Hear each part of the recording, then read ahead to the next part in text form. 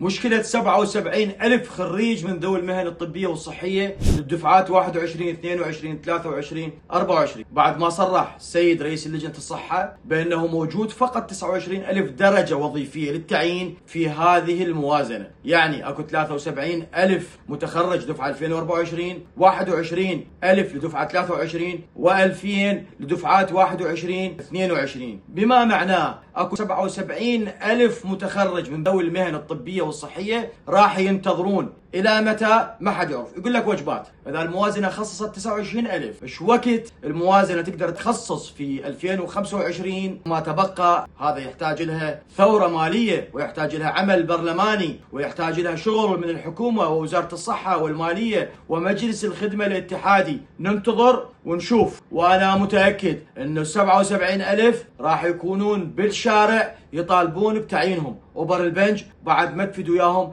أتمنى تكون هناك حلول سريعة، مو حلول ترقيعية وأوبر بنج.